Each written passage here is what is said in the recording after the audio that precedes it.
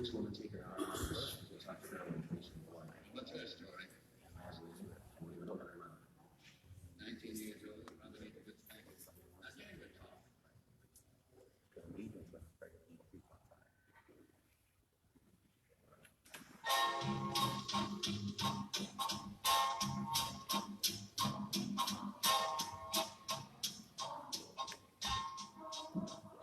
Good evening, ladies and gentlemen, and welcome to tonight's Good Humor Radio Hour from the Butler Art Institute, North Hall, downtown Youngstown, Ohio. I am Alyssa Connolly-Bissett of Sunrise Entertainment in Warren.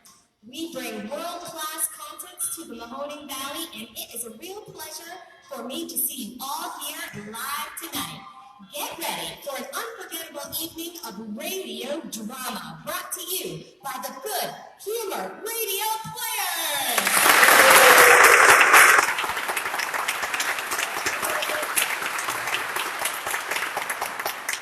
Our show tonight is made up entirely of sound. That's why we're on the radio. You will hear live actors at their microphones. John. Marsha. John. Marsha. John. Marsha. Oh, John. Marsha. Okay, so that's enough. Thank you very much. Thank you very much. You will hear live sound effects at our sound effects table.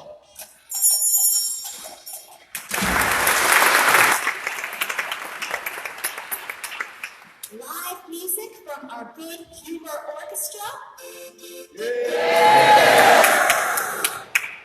And you may even hear reactions from our live in-house studio audience.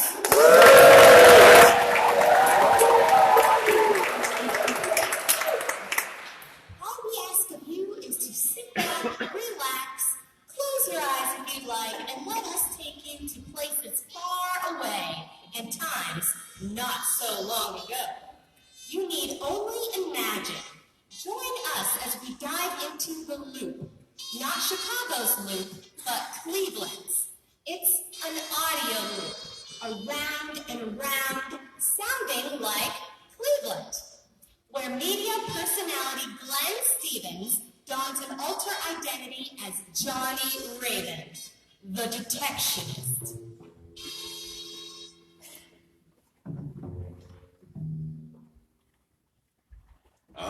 Nice notes.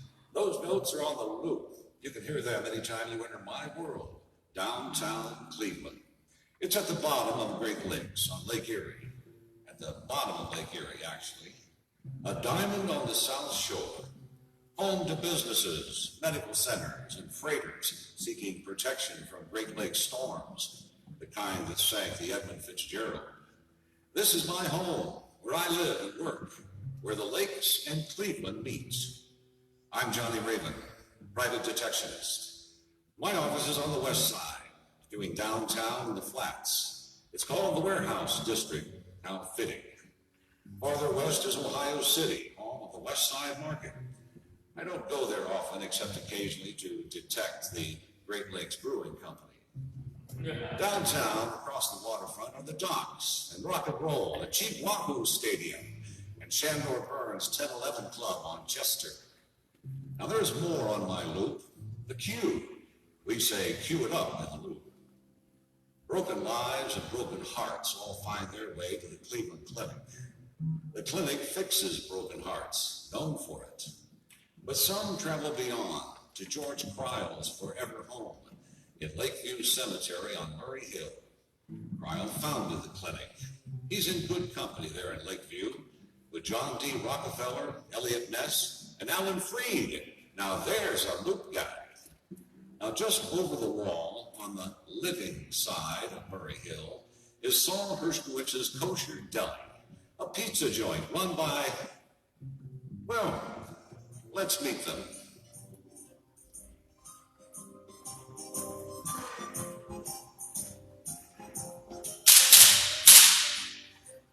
There you go, Tony. That rap thing Louis Loose Lips for weeks won't be doing any more talking to the feds. Yeah, too bad Louis Loose Lips wasn't the one talking to the feds. He wasn't? Nah, it was his cousin, Lenny Lousy Oral Hydrine Marconi. He's the guy who should have whacked. Ah, well, These things happen. What should we do with Louis' body? Yeah, drop it in that ditch where we dumped Mario Missinier and Frankie Fungus Toe and Nicky No Name. It's gonna be a crowded ditch. Talking back to me, you lazy SOB. No, never done. Okay then. Listen, I gotta go. Where you going off to in such a hurry? We still got business. Listen, I don't gotta tell you. We gotta help those nuns that didn't cough up their insurance money. We gotta make our FOP donations. And we gotta unload those 58 crates of prophylactics we stole. Oh, no, you can't. Personally, I don't think that was such a good idea in the first place, Tony. I mean, 2 crates of prophylactics I can see. But 58? It's a lot of boingy-boingies doing low. You know what I'm saying? Bruno. Maybe we saw those kids at kids' birthday parties. Bruno. I mean, the Chuck E. Cheese guys. Bruno! What? You're the deputy of the association. You take care of it. Where are you going in such a hurry? What's more important than the association? Nothing. I got some other business, okay? What do you frickin' mind? Sure thing, Tony. Sure thing.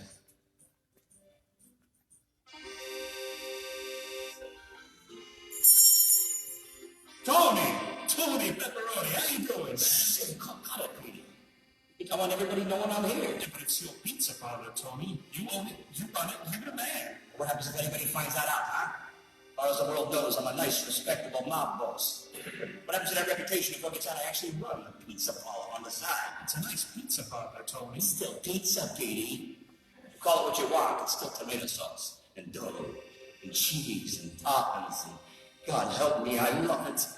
I got pizza sauce in my blood. It's the only thing I'm really good at. You're a perfectly fine mob boss, too, Tony. Don't you try to frickin' placate to me, okay, Petey? But you got some calzones to stuff. Actually, that's what I need to talk to you about. We gotta make a decision on whether to go with that big Chicago deep dish style or crispy crust. Or both. We gotta decide today. Yeah, new menus go to the printer next week. Oh, Jesus, Mary and Joseph. And actually, we got voice news. Voice? Well, you busted my stromboli's here. There's a new pizza joint going in down the street. Oh, in our territory. No. Beat the captain, Tony. Not as if it is, they're gonna find more than sausage in that meat lovers combo. It's Voice. Voice? It's Domino's. No. Dear God, tell me you're yanking me. Swear to God, Tony. Saw the blue and red logo in the window this morning myself. Oh, God. Oh, God. Ooh. Hey, Tony, what's wrong with the pills? You okay? Yeah, my doctor prescribed them. Yeah, I have no stress. I can take 15 an hour. Domino's. Mother of Mary, Domino's. Those guys are gonna crush us like freaking bugs. I thought the FBI was bad, but Domino's. They got those cheesy sticks now. They got these cinnamon sticks with icing like, so it's over. I mean, we're toast. Close the freaking doors. Blow up the pilot like crazy. We're history. How long does it take for those stress pills to kick in? I got no freaking idea, moron. I can't breathe. I gotta get out of here. I gotta see my wife and kids. You're gonna tell them about a pizza parlor? Why, you think I'm insane? And lose what little respect they still got for me? Out of my way. You never said deep dish or thin and crispy.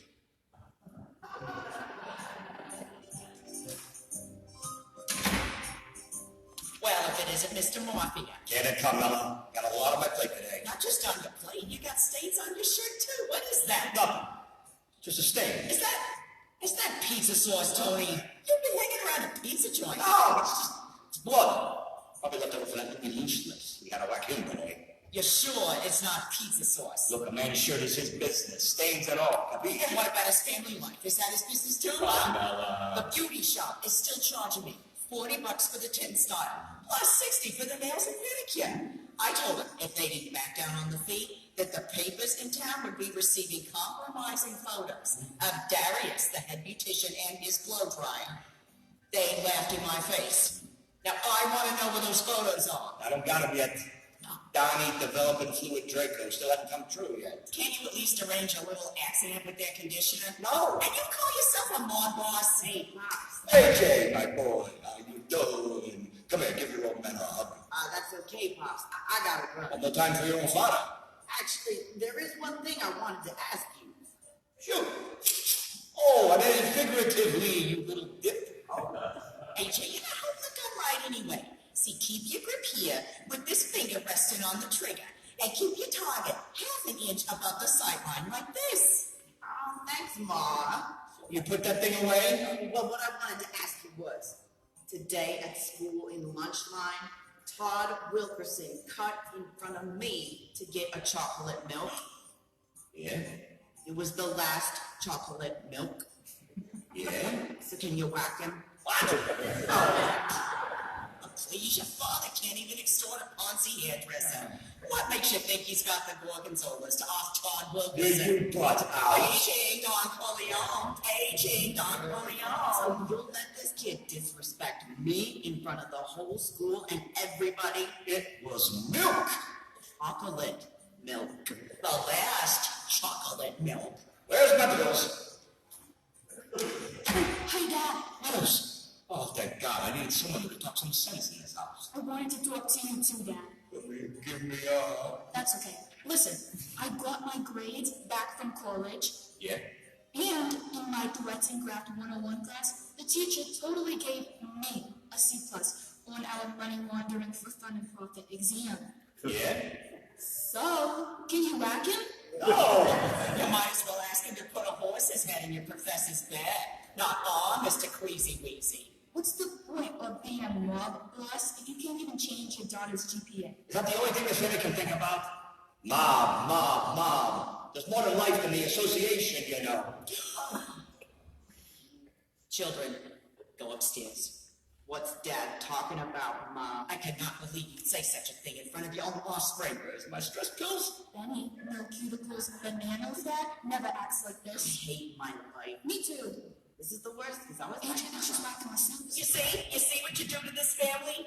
You think Paulie can't find the remote control from Mono? What's up with this sort of crap? Good God, how many pills is that? Doc says I can take 30 an hour.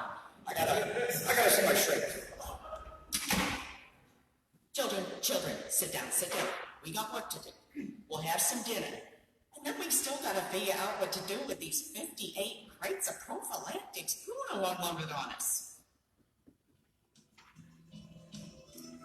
So, what seems to be the problem this week, Mr. Pepperoni? It's like I'm being torn in two. One of them is chicken that's left over after it's eaten, and it has two parts. Well, half the people I know got one part, and the other half the people I know got the other part, and they both pull to make a wish, and I snap. Like that, you know? Okay, you feel like a wishbone. A wishbone. Yeah, that's exactly what I feel like. See, it's like I'm a sponge, like it just fills up and fills up and fills up, and then I'm pressed against the window to clean it, and all the stuff just comes pouring out. Yeah, you feel like a squeegee. A squeegee. Exactly. See, I'm like a guy with two brains and one head, like that mutant calf I saw at the museum one time, only both my brains are about to explode out of my frickin' ears. You feel like a mob boss who secretly runs a pizza parlor. No. You feel like a squeegee. Yes. It seems to me the problem is your unconscious self using every method of denial and sublimation to hold together two diametrically opposed facets of your pre-verbal personality. But your stunted inner life is no match for your increasingly intolerable external realities. Nah, I'm like a squeegee. You're like a squeegee. Why not give up on the pizza business? Walk away. What? You don't walk away from the pizza business. You go out face first in a mountain of mozzarella and grease, or your sleeves get caught in a pie pan and get dragged into a 400-degree oven to bake like a ziti. Or you speed to deliver some pies downtown. Okay. And broadside a livestock truck, and you're crushed beneath the weight of 1,000 pounds of cattle and poultry. That's the way a pizza man dies. Oh, there are 100 ways to go. But no one ever walks away from pizza. I see. Walk away. Then I have a question for you, Mr. Pepperoni. Sure. It's a friggin' figure of friggin' speech. No need to shout, Mr. Pepperoni. I've been talking to my own psychiatrist about trying to counsel a man such as yourself. Yeah, I'm a handful, ain't I? And he keeps telling me my problems aren't really with you, but with my own father. Yeah? So I was thinking, What? could you what my father? What? Or at least my psychiatrist is driving me up the freaking wall! No, visit with two people.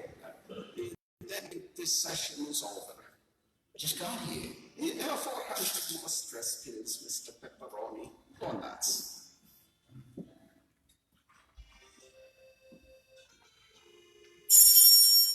Tony, welcome back to the pizza parlor. Yeah, thanks, Peter. Ugh, you don't look so good. Can I get you something? Lasagna, linguine, mugu caipan? Ah, I'm kidding. Yeah, a slice of onion and anchovy. Manja, manja. I Some vino? That's from the old country. I'm near Ashtabula. Okay. But as long as I got you there, I gotta ask you something. I'm not whacking anybody. Hey, that's good to know. I was actually just wondering if we should order more of these red and white checkered tablecloths, or if we should go with something a little more hip and get these cute little lacy numbers, like doilies, paper doilies, you know, but bigger. I don't care. And people are beginning to suspect. Suspect what? And all these autographed photos on the walls may not be legit. Like that one of Frank Sinatra that says, "To Petey and the gang, best pizza in town." What's wrong with it? Well, you probably should have signed it in crayon. It looks fishy, you know? And it's dated 2000. Old Blue Eyes bought it in 98. You know, look to us like that. So take down the pictures. Reforge them, I don't care. And about the name of the restaurant, Tony. Oh, what's wrong with that name? I know you don't want to have any connection between this place and your Italian heritage. You're like, you're ashamed of us. I'm not ashamed. It's okay if we're something you sweep under your rug. You're not under my You don't rug. want to be closeted pizza. I'm not closeted. Okay, fine. But the name, especially since Domino's is moving in and all, Where's my I know we nose? need a more Italian name for our restaurant. What's wrong with the name we got? Saul Herskowitz's Kosher Deli. Just don't say pizza, Tony. I gotta cover my trail. You're covering it just a little too well. I need more pills. We gotta calm down. And will someone shut that accordion player up before I whack him? Huey? Oh, sure. You'll whack Joe, squeeze box man Cotty, but you won't whack that kid who took your son's chocolate milk. He told you about that. He stopped in earlier. I don't worry, I didn't tell him nothing. I gotta get home. I gotta lie down. So you never answered me about the crusts. I don't care. And for a name, I was thinking a compromise. Saul the Sicilian, Herskowitz's Kosher Pizzeria. How's that sound, Tony?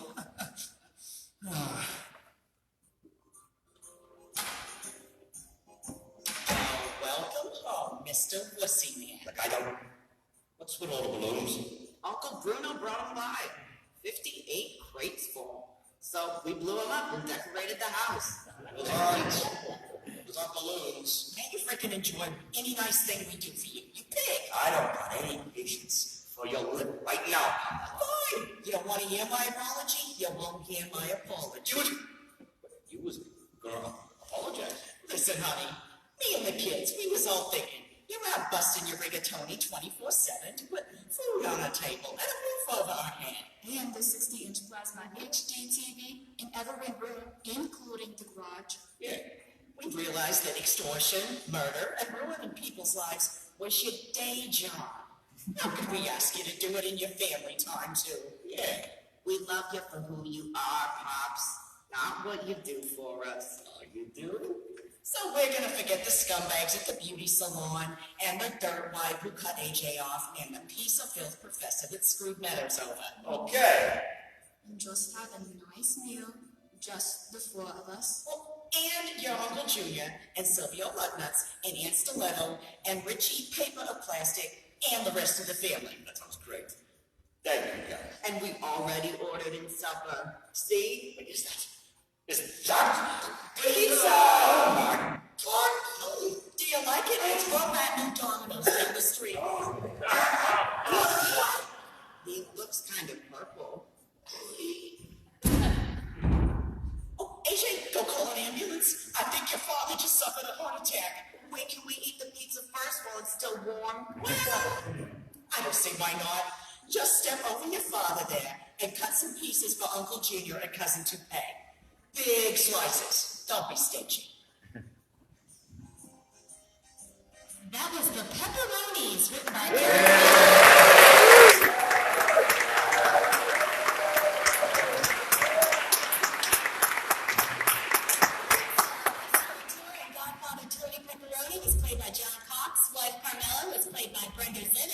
crew included Drew Schindbeckler, Vincent Siciliano, Xander Markman, and Lene and Massa. Robert Elwick described the pills, and nobody played Saul Herskowitz.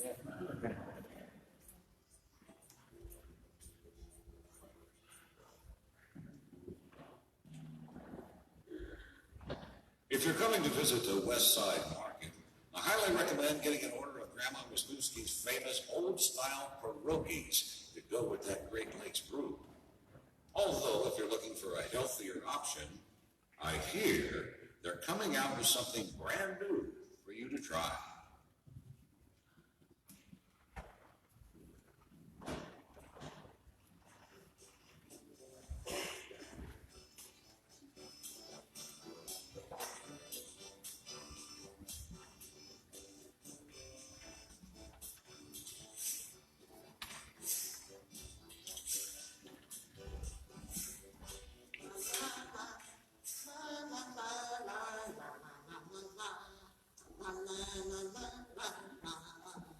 Hey, Mama. Oh, look at what the dog dragged in. Hey, I made it, didn't I? It's delicious.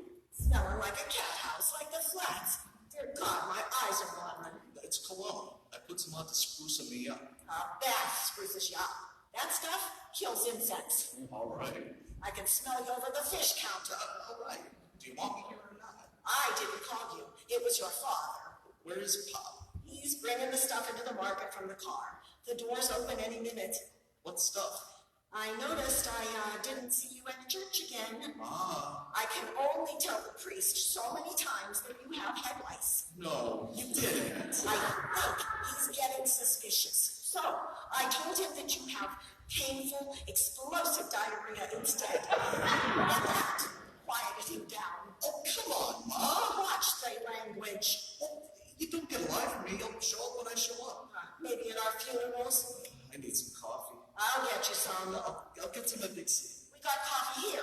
I like theirs. They got all those flavors. It's like Baskin's Robbins. It's too confusing. I like the flavors. We got 2 flavors here.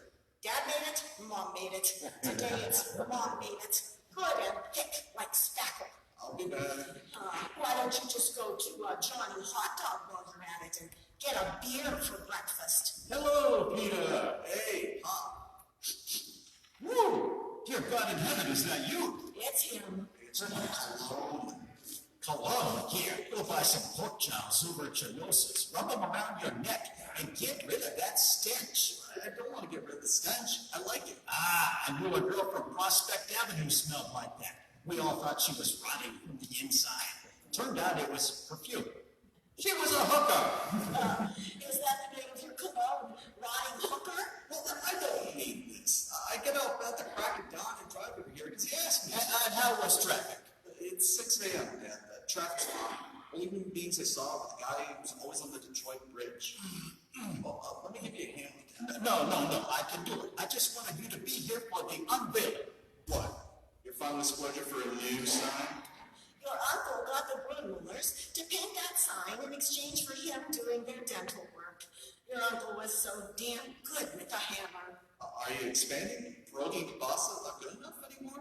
You guys doing cheesecake now? Don't be stupid. It's not expanding, it's updating. How? We are pummeling into the 21st century, my boy. Here, try our new low-carb pierogies. What? Beautiful, isn't it? The doors are opening. Get out of the way, my boy. What the hell is a low-carb pierogi? Your father didn't want to scare you, but our sales were slumping last year. Not slumping, slipping. Just slipping. Slipping and slumping. We need to get those skinny people back to our counter. But you can't make a low-carb pierogi. It's scientifically impossible. I had my doubts, but Papa convinced me. I said if they can make a remote control TV, I can make an Atkins pierogi. And your father did. Here, try one. How? No more potato and stuffing. It's all beef inside. From Danny and Ella over there. It's fresh. And no pasta outside. It's spelt. It's not a pierogi anymore, Dad. It's some kind of Frankenstein's undead ravioli. That's why your father didn't let you make the sign. Oh, it tastes like paper. But beefy paper. Those have dried out. Here, let me put some more grease and butter on it. No, that don't taste like buttery paper. It's It's modern. It's not supposed to taste like food. Do you really think anyone's gonna want one of these things? Oh, David, look at all the birds here. Hi. Are those truly low-carb pierogies? May we sample some? Absolutely. Here are 2 for you and 2 for you. It's 12.8 net carbs and only 56 calories per serving. We've been on paleo for like 8 months now. It's terrific to see the old world catch up with the new. This is super. That's so right. Beefy and buttery. It's so delicate. Like Peter. We'll take another order, please. With pleasure. No, this is wrong. The words delicate and pierogi should never be in the same sentence. Shut your mouth, Peter. No, I won't shut my mouth. Pierogies are supposed to be heavy, dumpy, small little chunks of fat and carbs. The little cold versus the calories to make it bearable to go out to the Polish January and Cleveland February. Milk the damn cows, chop the firewood, and walk from the parking lot by the lake. They're not a fad or a gimmick. They're small food for small people. And there's no such thing as a paleo pierogi. I really do like that. Paleo pierogies. I think this covers it. Keep the change. We need to get our sun-dried tomatoes now. David, didn't you say the hydroponic tomatoes were over in that aisle? Make sure you get the low carb tomatoes. Shut your mouth. You can't fight progress, Peter. This isn't progress. This is Grandma Wisniewski spinning in her grave. Once you got here in 1920, 1918. 1917. 17. It was the year after Riga, and she got here in 16. And when she got here, she had one dream. Raise her family, keep them strong and sturdy and warm. She had the best damn pierogi recipe in Cleveland to do it. And her family's been sharing that recipe with the world for 80-something years. 83 years. 84. 83. 84. She started selling them in Parma in 1936 or so. And why didn't she move to the West Side Market and called her here? It was waiting for her and for her sons to take over from her. And for you to take over from your brother, and me and Mary and Michael to take over from you, and our kids will take over from us. The same bricks, the same windows, the same market. And the thread that holds it all together is the flour and dough and the potato and sauerkraut and the love. Peter, I was with you up until the love part. These are still the classic Wisniewskis. We're just expanding into new territory. Grandma had to leave the old world to see Cleveland. And we have to leave some of the old calories out to see lower body fat consumers. I'm telling you, this is the road to ruin. Hello, excuse me. What is going on here? What? Aha! New pierogies. I have to call my wife. She will love this. She's on the South Beach diet. I will take 2 orders. Hi, me again. May I have 3 more orders of the paleo pierogies to take home? I can't believe this is unreal. Absolutely. Here you go. Hello, Anna. Yeah. Listen, Anna. Listen. You have to come down to Southwest Market. And we just inked a deal to serve them in all the fine restaurants in Greater Cleveland. See, here's a brochure. And Anna, they have new low-carb pierogies. This is a godsend. This is blasphemy, you know that? You're going down the wrath of God and the whole family. Minutes ago, we couldn't find you in church, and now you're speaking for God? Because we're talking about pierogies, Ma. And while you're here, would any of you be interested in our new organic soy kielbasa? What? My cousin's a vegetarian. So is my granddaughter, Nina. Why not? Oh, I'm dreaming. It's a real dreaming. It's the future, sweetheart. Change is always difficult. This has got to stop. Thank you. We'll be back on Saturday. Move over there. Get your pierogies. Good old-fashioned, old-world stuffed pierogies. Right here. Hey, you know the rules. No selling by yelling. Oh, screw the rules. I'm not yelling for customers. I'm yelling for Grandma Wisniewski. Old-style pierogies here. Get them with extra potatoes. Right here. New low-carb Atkins pierogies. The latest and the greatest. Right Carbs, carbs, carbs. Get them while you still can. Most of the flavor, none of the carbs. Oh, it's so wonderful to see the family working together. Mom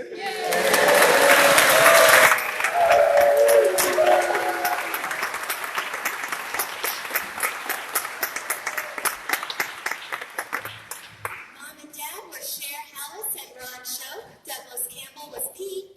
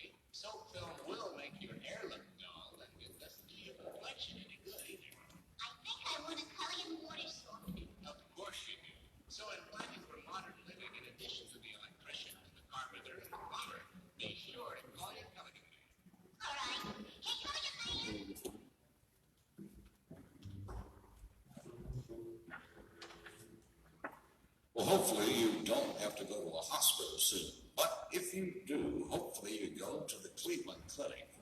The doctors there are top-notch. Although if you are feeling under the weather, do give the doctors a break. I mean, they only have so much patience to give their patients.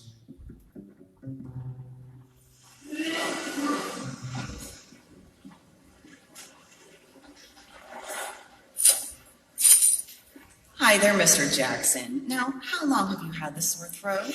I don't know, man. Off and on for a while. It seemed like 3 times already. And you tested negative for strep? Think so. Okay, this could just be postnasal drip irritating the throat. Right, that's what one of the doctors said. Do you remember the doctor's name? No, Do you remember if it was here at the clinic? no. Did this other doctor at this possibly other place give you any kind of prescription? Yeah, And did you get that filled? Any idea what they prescribed? I lost the paper. Okay, we're going to start over. We're going to do another throat culture. Is that where you put that stick in my mouth? The swab, yes. The other doctor did that. And I can't find the culture. Hold on. Frank, I need a throat culture in here. I think there's too much culture in there already. Am I right? Just give me a second. Hey, yeah, I've got this pounding headache that I've had off and on for like 6 months. That wasn't in your report. Maybe that's because I wasn't taking my blood pressure pills. Oh, well, see, that could be a problem. When did you last take them? Maybe last Christmas? Okay. Danger, blood pressure is high, but not frightening. We're going to take a throat culture and talk about your blood pressure when I come back, okay? Frank, you'll do the culture. Let's see if Maya can, but number 453-2996 and 12 is getting tested. Okay. I'm not going to some office party in the flats. If they want the Strongsville property, they can meet me at the Tremont barbecue thing at 4. Hang on, I'm gonna have to call you back. It looks like a nurse is Dane to see. I'm Dr. Holloway. Sorry to keep you waiting. I don't know about you, but I work for a living. I'm sorry? I make $45 an hour outside this building. You can't be waiting for 65 minutes, and I have yet to be seen. Who's going to reimburse me for my time? Well, I'm seeing you now. I made an appointment. I honor my appointments. You're a multi-million-dollar institution. I don't see why you can't honor your appointments. Actually, we were full before we fit you in, Mr. And now LaCroix. you stand here making excuses instead of letting me see Dr. Setyarthi. Dr. Setyarthi isn't in today. You wanted to be seen today, Apparently my so cholesterol is worrisome. I don't know if I'd say worrisome, but it's clearly something we Then need to address. just write me a prescription. Well, actually, I need to check some facts It first. should all be in the file. But before we jump into medication, we need to talk about diet and exercise. Oh, good Lord. I know, but your insurance might not cover prescriptions until we've tried lifestyle changes for 6 months. 6 months? I could be dead in 6 months. Yes, you could be. What? But so could I, and everyone else. The point is... Lifestyle changes. You make it sound like I should stop hanging around gay bars. If that's your connotation... I'm not kidding. I'm using that as an absurd example. Sir, would you please lower your voice? Your cholesterol has nothing to do with your sexual preference. Danger, urgent patient call. Okay, I'm so sorry, sir. I'll be right back. Why are we yelling about being gay? He's upset about his cholesterol. Has anyone given you that throat culture yet? Does that guy in the next cubicle have a problem with being gay? I'll be right back. Phone call, Miss Hibiscus. She said she's called 3 times, her fever's 108, she appears to be bleeding, and her heart may have stopped. Okay. Miss Hibiscus, this is Dr. Holloway. It sounds like you may need an ambulance, Miss Hibiscus. Oh, you're already in the clinic.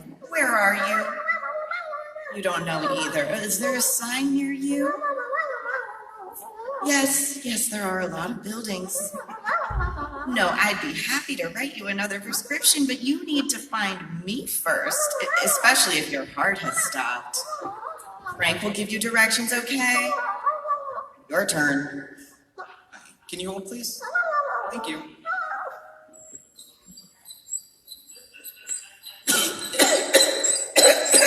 Whoa! We need a mask for that guy on the gurney. Beautiful, eh? Here's his chart, number 3886223. Can you take a look at him? And someone else? You're all with other patients filling out reports. I'm with other patients. I should be filling out reports. You got 4 more to do this hour to make quota, plus reports on number 6700972, number 4461179, and number 5199833. Did any of these people have names? Not that I know of. How are you doing today, sir? That sounds pretty nasty. I think I need an antibiotic. It says here you were already on some. This could be viral. Exactly. I need more antibiotics. If it's viral, the antibiotics won't help. It just takes time to go away. Okay, let's stay calm. It could be any number of things. It could be postnasal drip.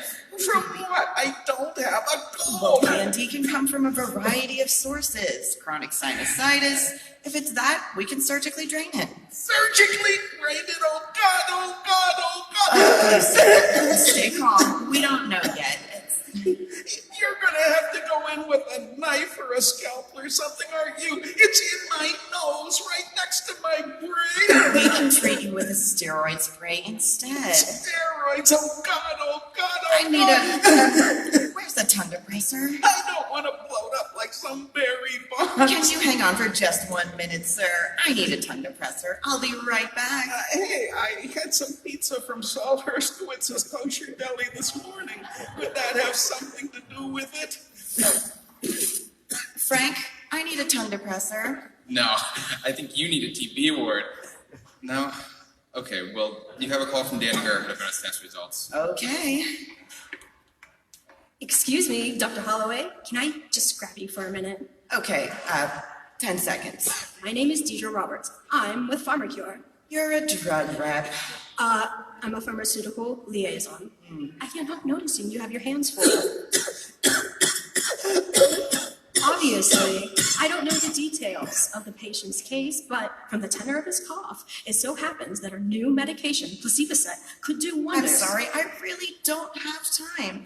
If you want to leave some studies at the front desk, It so happens that we have conducted 17 independent How studies. much longer do you plan on detaining me in this plague house? Please, sir, if you'll step back into your room. I'm doing Willoughby in 39 minutes, and I am not catching whooping cough. It so happens that Placibacet has amazing effects on whooping cough. Deja, Mrs. Abyss is on the phone again. She thinks she's in the Cole Eye Institute and wants directions. Tell her to try to find a window, locate the sun. That should be east. How are you doing today, sir? Came in here with bad cholesterol and I'm going to leave with diphtheria. Our new medication, Placibacet, can actually nullify cholesterol and diphtheria. Let's go into your room. Can you give me 1 more minute, Oh, sir? but I know, that's like 75 cents in the outside world. Has anyone done that throat culture yet, Miss Roberts? I don't think I'm Miss Roberts. Mr. Jackson. Jackson, I'm so sorry. I forgot to tell you I've been vomiting for like 6 months. You've been vomiting for 6 months? Not every day. Somebody at mental health gave me some pills. Do you have any idea what those pills might have been?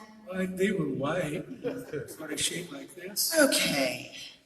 Stomach ache and the sore throat could mean you have gastroesophageal reflux disease. If it is, then your symptoms would be worsened by eating greasy fried foods, chocolate, caffeine. Do you take in a lot of caffeine? Not that much. Some coffee and a couple of Mountain Dews and a few Red Bulls. Oof. Coming through. Excuse us, coming through. Just relax, Mr. Tony Pepperoni. Oh! Cardiac is just around the corner and down 2 flights.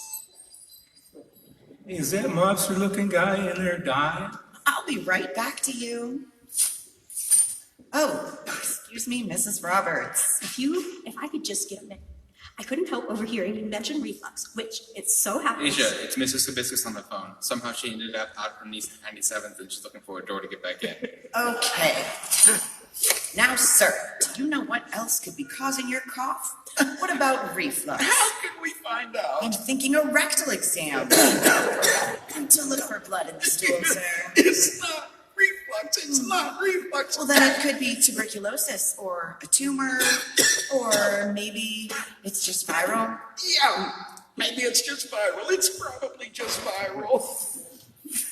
I brought Placivacet notepads, pens, and letter openers for the staff. Okay. Why am I still here? I thought this was the #1 hospital in the state. #1 in cardiac, sir. We're number 13 in cholesterol. And number 99 on patients with impatient patients. Give me one of those notepads.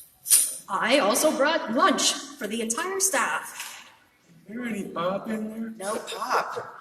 How about some Hershey bars? No chocolate. Is there McDonald's around here? Not anymore. Here, have an apple.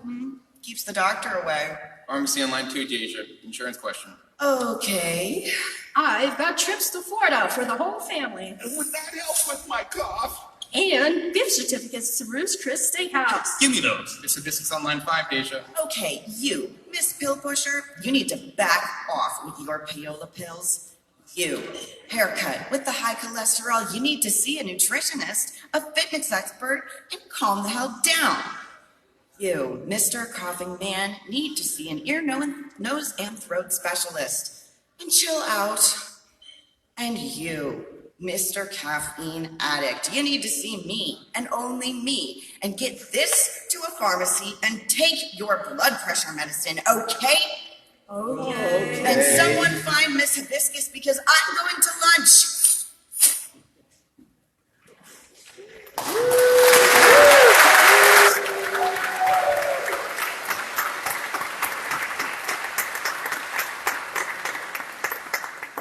Cleveland's own MASH unit ranks with the best. Xander Markman was Dr. Holloway, and David Rovich was her nurse. Michael Hill, David Leach, Robert Elway, and Allie Marker were the inpatient patients, and Steve Hodge wheeled mob boss Tony Pepperoni through the halls looking for cardio.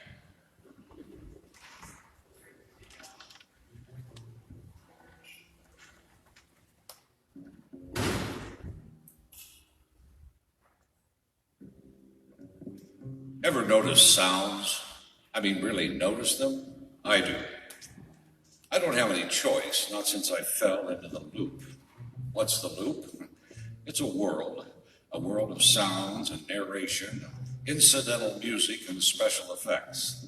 The loop is ambiance, implication, and subtle and not so subtle manipulations of the off-mic people. But people are the same on or off the loop. A distressing fact that always seems to add up to blues for Johnny Raven.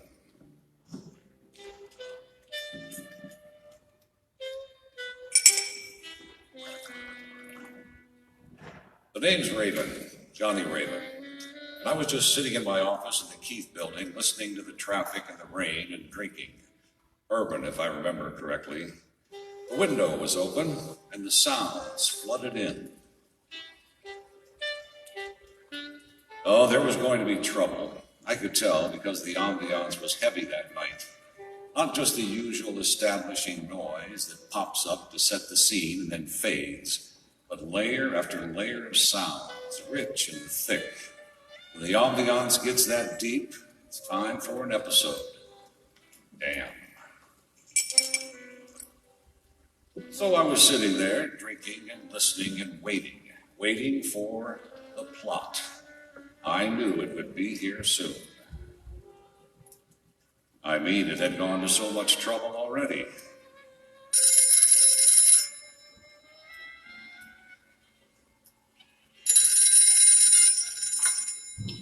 Raven Detective Agency, Raven here. Mr. Raven? Mr. Johnny Raven? It was a girl's voice, a clear, full voice with just a hint of line static. Yeah, this was it. This was the plot. Damn. Yeah, this is Johnny Raven. What can I do for you? I want to come up to your office. Well, it's a free country and a public building, miss. I'll be there in 5 minutes, Mr. Raven. Well, how about some information first?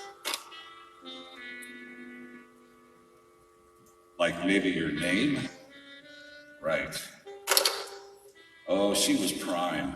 Like I said, full voice with line static instead of just me talking into the air. Good establishing touches. Yeah, it was she, all right. The plot was on her way up. So while I waited, I had another drink and enjoyed the smooth, uncomplicated sound of it. I had a sick feeling it was the last uncomplicated thing I was going to be dealing with for a while. And there they were, stiletto heels in the hall. A nice distinctive sound. Mr. Raven?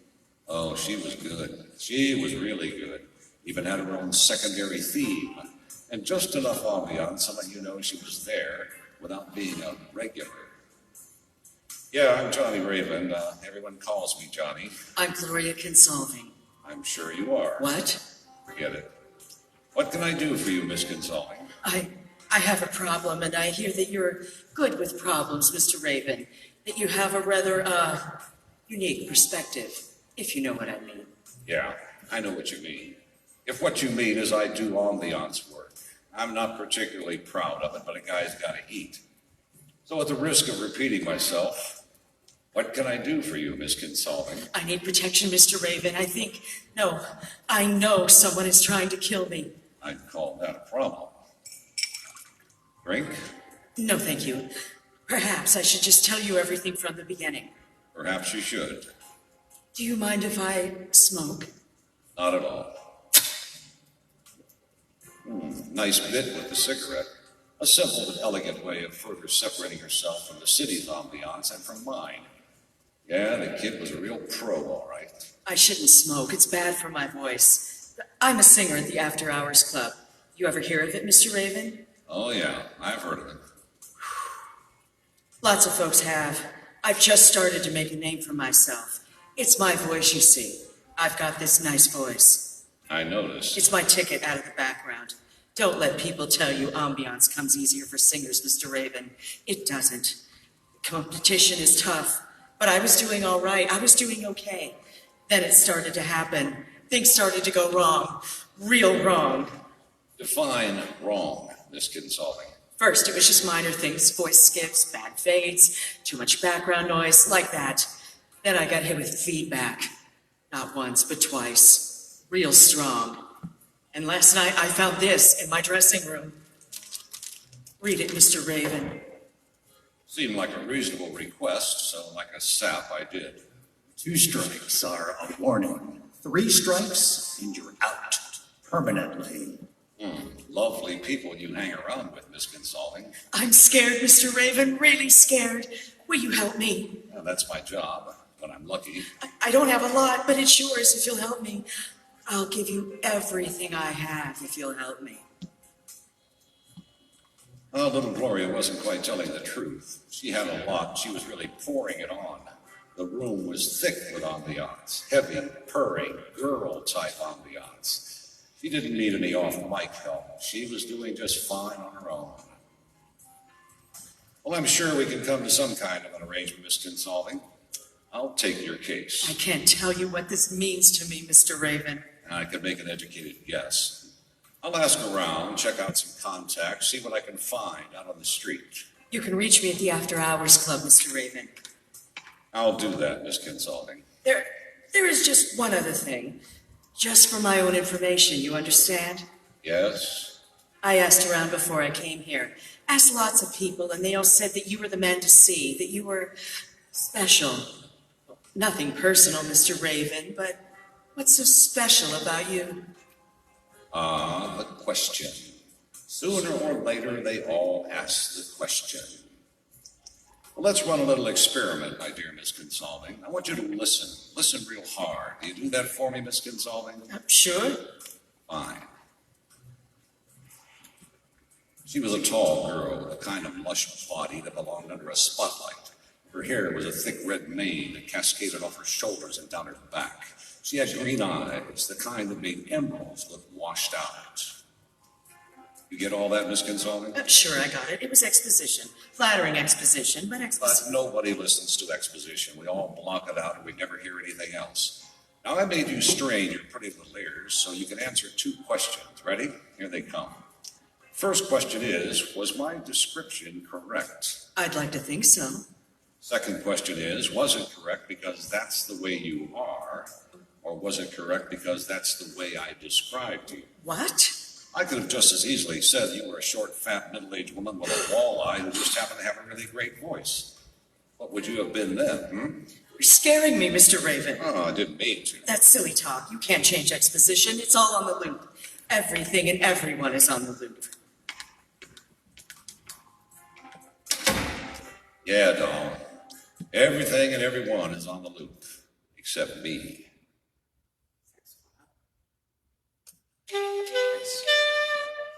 Establish start to finish.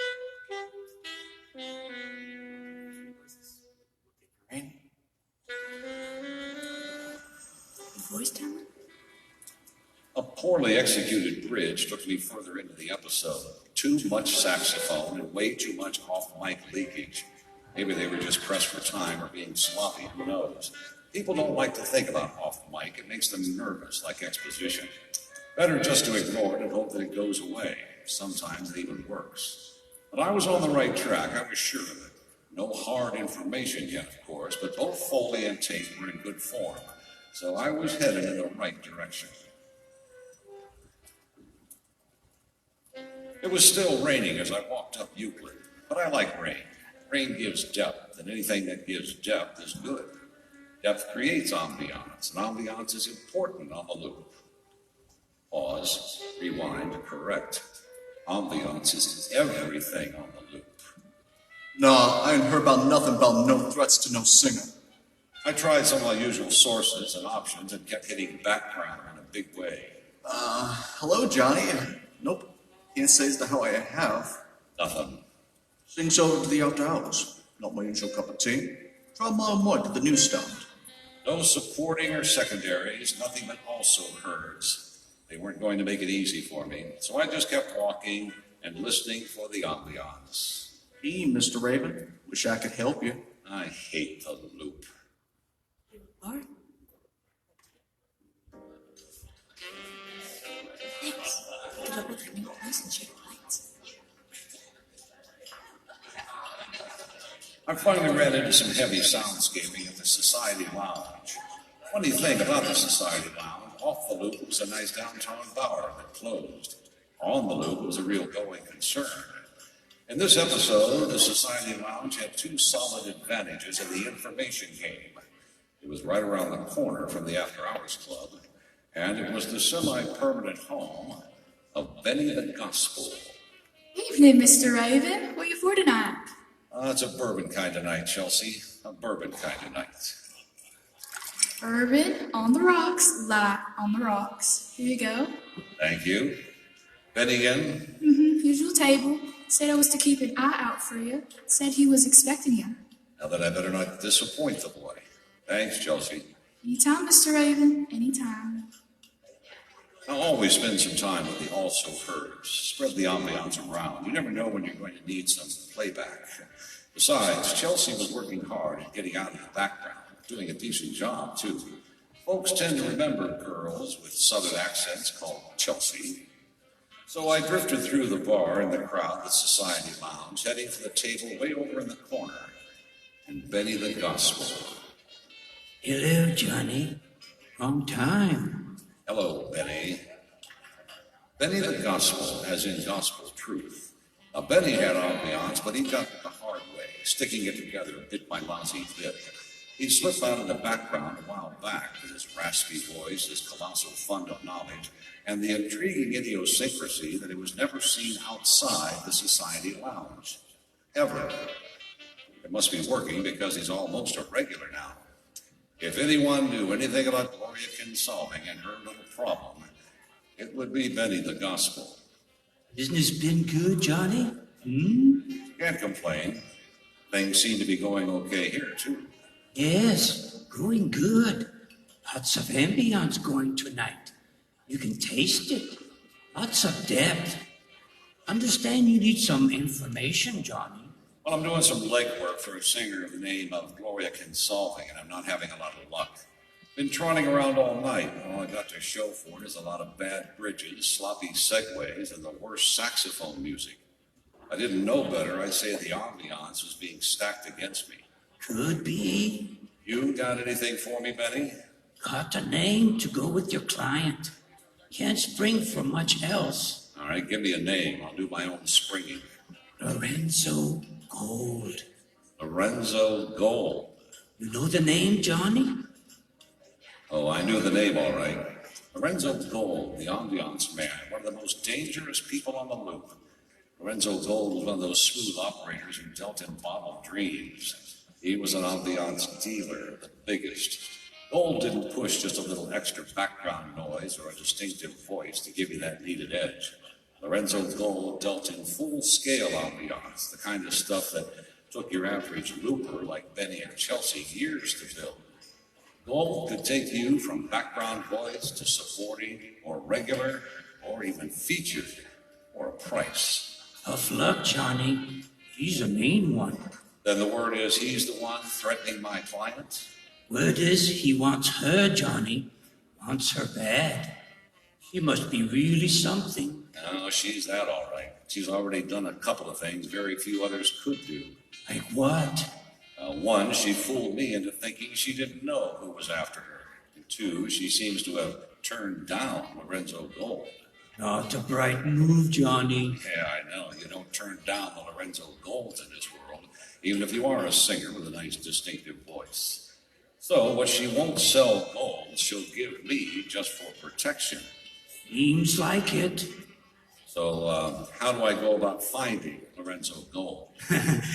That's funny, Johnny. Yeah, humor is part of my charm. Spin me the rest. Lorenzo Gold isn't the kind of person you find, Johnny.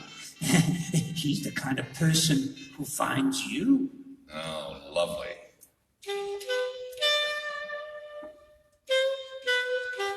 I wanted to pursue this line of questioning, but the damn sax came up strong, and I walked the bridge out of there, leaving Benny the Gospel and the Society Lounge's nice warm soundscaping far behind me.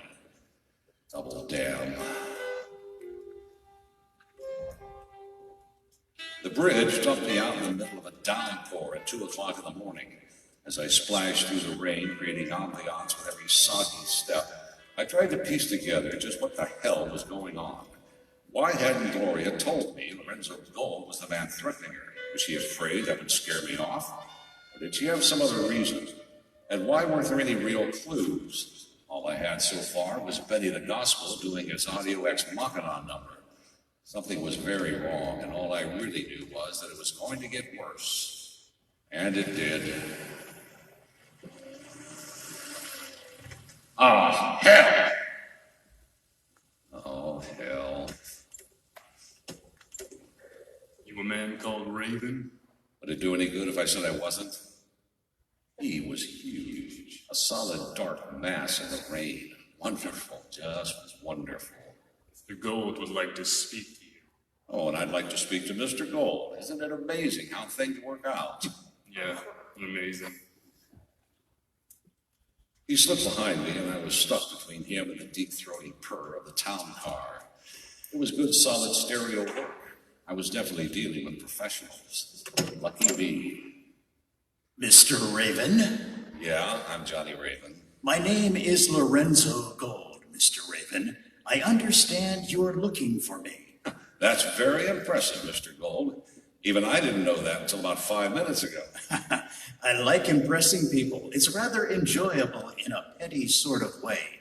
I'm sure you appreciate petty pleasures, Mr. Raven, since you are a rather petty person. Thank you. And I have a very busy message for you because I'm a busy man. But occasionally I like to take time out to deliver them. And I have one for you. Or rather, my associate, Mr. Prouse, has one for you. Mr. Prouse? You do not know anyone named Gloria Kinsolving. Oh, you do not know anyone named Lorenzo Gold. You do not know anything about anything, Mr. Raven. You do not know anything at all, Mr. Raven.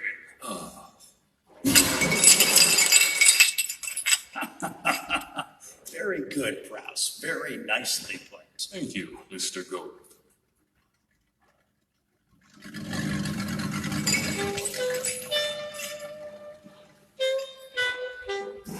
Damn. Oh, damn. That hurts. Lord, but that hurts. Oh, you couldn't have been a couple of lousy seconds earlier, could you, you no-talent saxophone creep? Strangely enough, yelling at the sax didn't make me feel one damn bit better. And neither did the off-mic leakage as I faded back into my office. Oh, those flight effects. The hell was that? That was the damn BBC sound effect library. I don't care if it's freaking Orson Welles. It's not what I wrote. Listen, you pathetic hack. You think you can do one damn bit better, you better grab a recorder and you do it yourself. Lousy off-mic bastards. Inept bridges and weak plots aren't enough. Now they've got to get hot because I still have all my ribs. I sat there in the comfortable ambiance of my office, drinking like a landlocked fish and trying to think. There had been something really wrong about that last scene, other than me being stomped into the ground and thrown out with the rest of the garbage. It was the ambiance. Something had been out of whack with the ambiance. Mr. Gould would like to speak to you. I like impressing people. It's rather enjoyable in a petty sort of way. Yeah, it was the ambiance. There was something wrong with the damn ambiance. It was coming from all the wrong places. That was what the part of the puzzle started to fall into place. Now if I could just piece together the rest of it.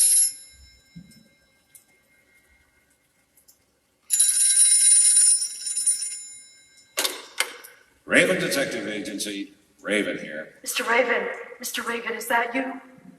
It was Gloria Kinsolving, she of the husky voice. Yeah, Miss Kinsolving, it's me, or what's left of me. I'm scared, Mr. Raven. I'm really scared. Someone just tried to kill me. Oh, you too? I was just walking down the street when this huge black town car came barreling up on the curb. It just missed me. You've got to come over here, Johnny. You've got to help me. I'm so scared. Yeah, all right. Calm down, Gloria, calm down. Where are you now? I'm at the After Hours Club. I'm afraid to leave. You're coming, aren't you, Johnny? Please say you're coming. I'm coming. You just try to calm down and wait for me, you hear? Just wait for me. I'll wait for you, Johnny. I'll do anything you say. Just get over here, please, and bring your gun. You've got to protect me. Please, Johnny, please. I'm on my way, Gloria. Johnny? My. We have changed our tune, haven't we?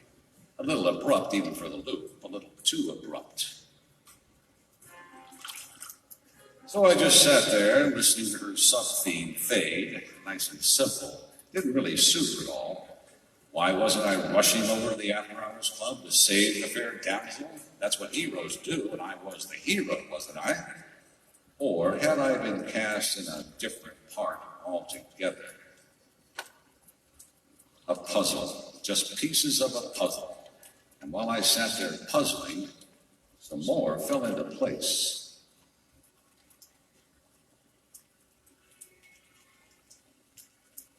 Hello? Cleveland Bureau of Records? Great. I need to check the ownership of a business in downtown. Yeah, the After Hours Club on Superior. Yeah, I'll wait.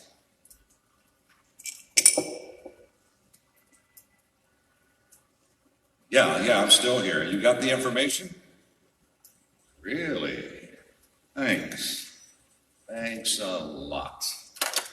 Well, that makes it all just as clear as mud.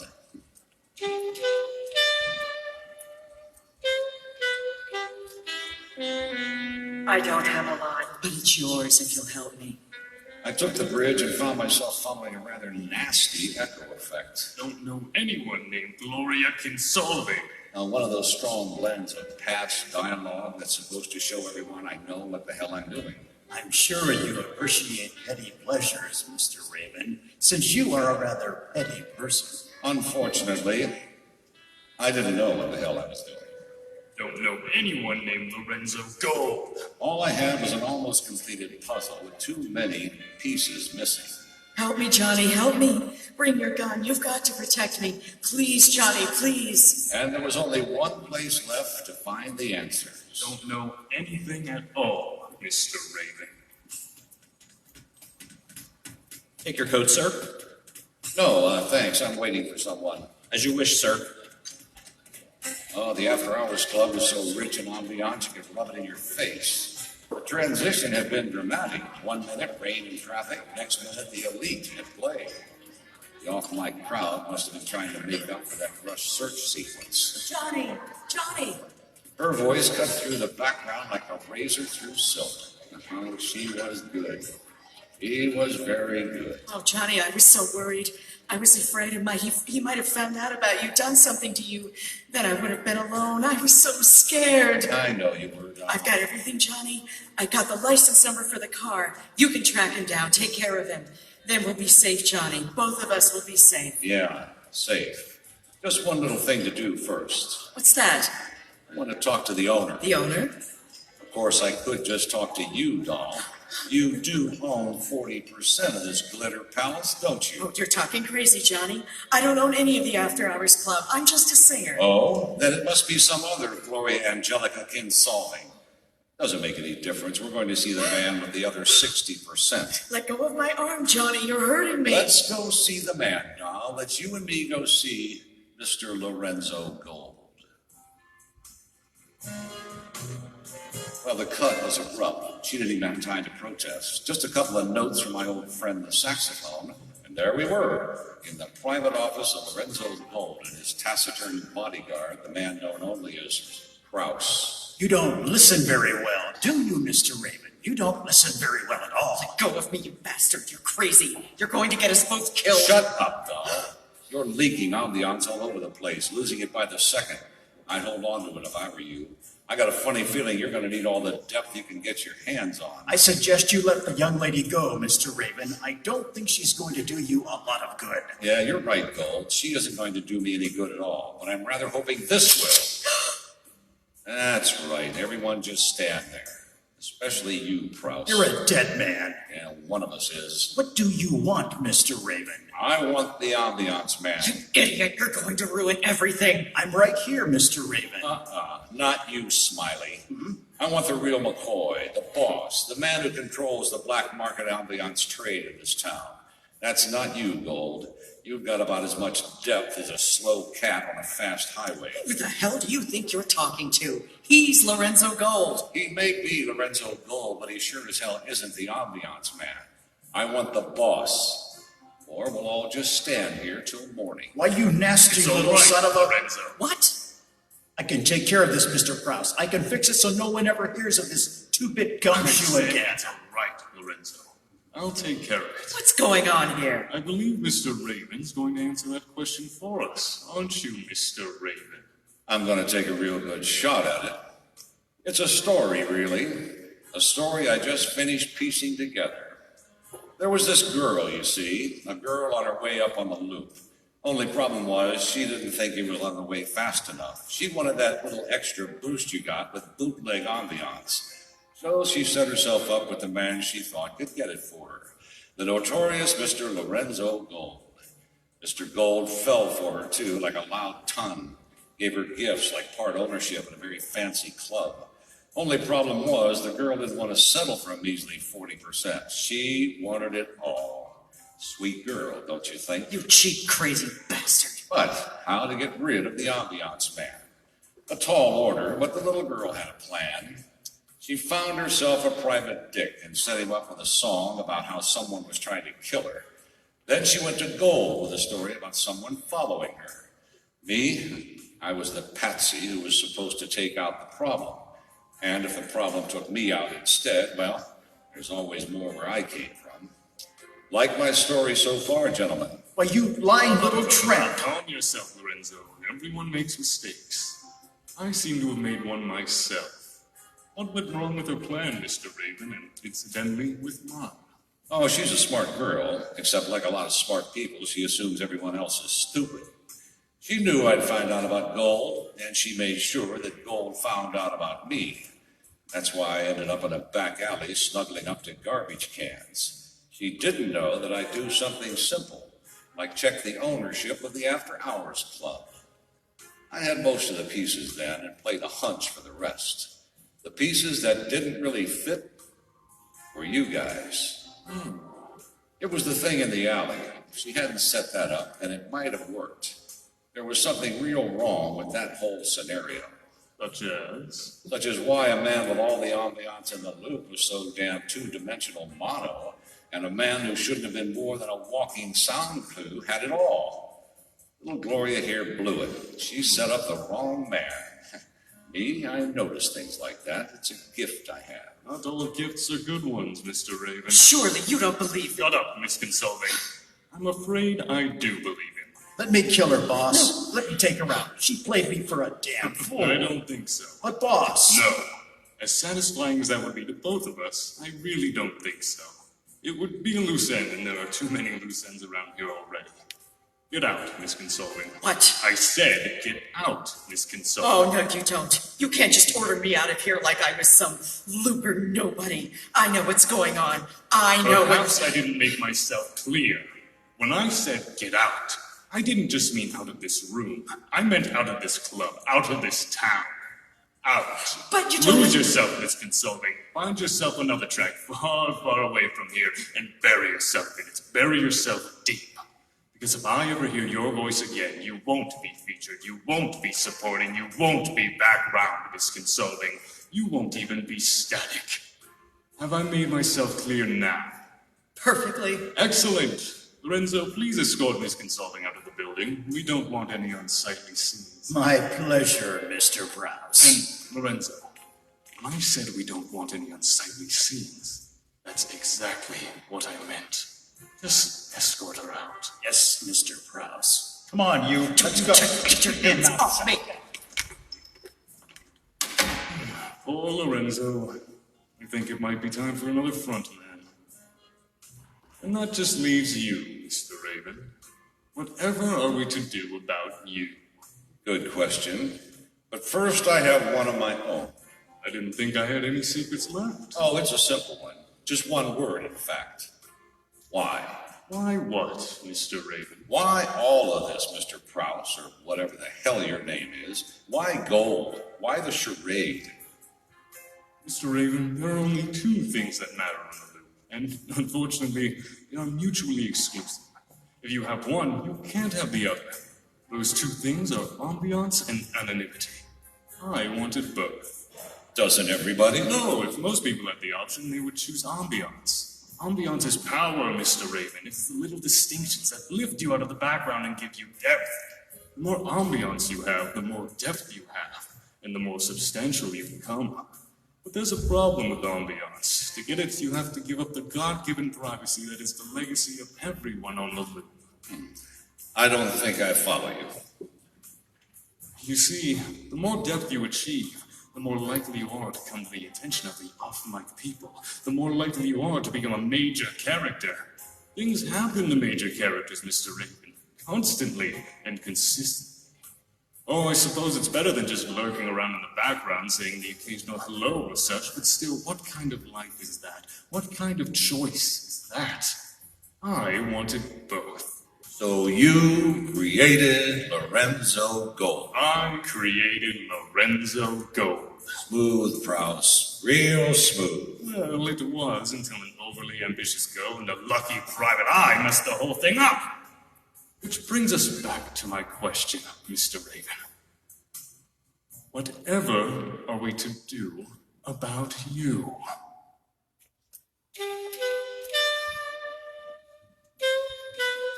So, we made a deal.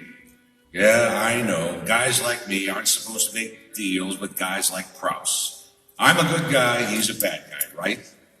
So sue me. Now, Prowse could have wiped me out all by himself. The man was gigantic. So I swapped him a secret for a secret, and now we're even. Nobody gets to know that he's the ambiance man, and nobody gets to know that I'm from off the loop. I couldn't tell him how or why I dropped in for the simple reason that I don't know. But here I am, trapped on the loop, trapped in a world of audio, of sounds and music and other assorted crap. That's why I can read the ambiance so well, why I'm so good at my job, and why I'm still alive. I'll say this for him, he does like things neat. On the front page of the Plain Dealer is a story about how notorious ambiance dealer Lorenzo Gold has been reported missing. Police suspect foul play. Buried way in the back was a similar story about an obscure little club singer named Gloria something or other. Police suspect absolutely nothing. Now there's a new ambiance man, a grad German named Ludwig Kartel. Now he's been moving in pretty fast, taking over the old gold organization. Keeping a lot of the boys on the payroll, though, or at least one, a quiet, runly bodyguard by the name of Prouse. Bring up the saxophone. Saxophone up. Roll tape.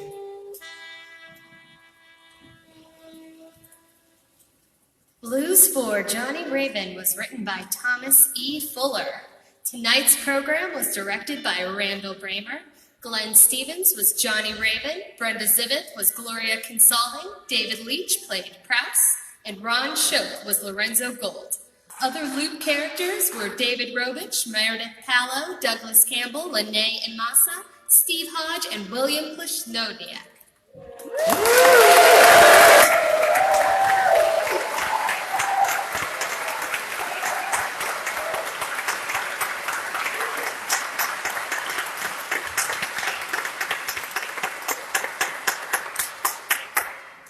Our thanks to our broadcast partners, 570 WKBN, and our host, the Butler Institute of American Art. Lots of people help put the show together. Some are Mike Orto, Ryan Donches, Viking Jim, Giancarlos LeBron, Lee Walker, Aaron Granito, Ryan Fitzpatrick, Todd Dickin, Lori Factor, and Adam Earnhardt. Would you like to join us? There's always room for a new voice or a musician or someone to help us find sponsors. Watch out for our Halloween show on October 29th and 30th. Tales of the haunting and the bizarre and the unusual. Until next we meet, good night.